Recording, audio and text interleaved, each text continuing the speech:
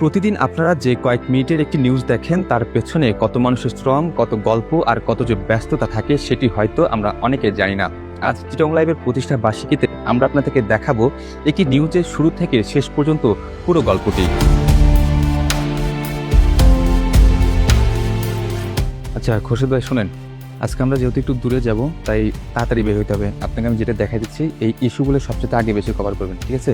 এবং ফুটেজগুলো ভালো করে নেবেন, আর মানুষের বক্তব্য তো যেভাবে নেন সেভাবেই নেবেন, ঠিক আছে? তাহলে চলেন আমরা বের হয়ে যাই।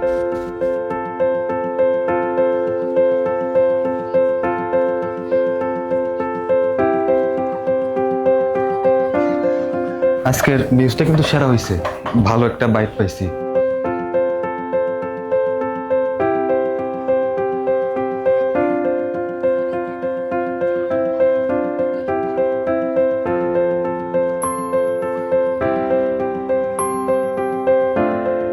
মাঠ থেকে তথ্য সংগ্রহের পর শুরু হয় সবচেয়ে গুরুত্বপূর্ণ একটি কাজ, আর সেটি হচ্ছে স্ক্রিপ্ট লেখা। কারণ একটি ঘটনার গল্প দর্শকের কাছে কিভাবে পৌঁছাবে সেটি নির্ভর করে শব্দগুলোর উপর। স্যার এই স্ক্রিপ্ট যেটা লিখেছিলাম একটু আমাকে একটু চেক করে দেখবেন যে সবকিছু ঠিক আছে কিন্তু।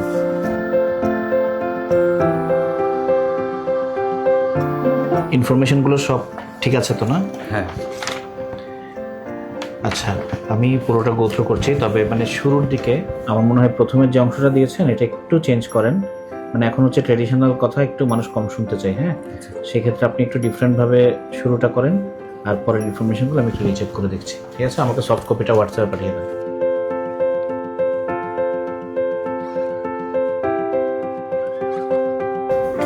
আচ্ছা মুনমুন, আমি আপনাকে বলি, নিউজের শুরুটা আমি সবকিছু ঠিক করে দিয়েছি, ওইভাবে করবেন। এবং যে ভক্স পপ আমি যেভাবে করেছি ঠিক যার ভক্স পপ যেখানে যাবে সেখানে দিয়ে দেবেন, ঠিক আছে? আর ড্রোন শ্যুটটা যে ফুটেজের একদম শুরুতে দিয়ে দিবেন, যাতে একটু দেখতে সুন্দর লাগে। মূলত ক্যামেরায় ধারণ করা শত শত মুহূর্তগুলো থেকে বেছে নেওয়া হয় কয়েক মিনিটের গল্প, আর ফুটেজগুলো এখানে এসে নতুন করে জীবন ফিরে পায়। থাম্বনেলের জন্য মনে হয় এই ছবিটা ভালো হবে না?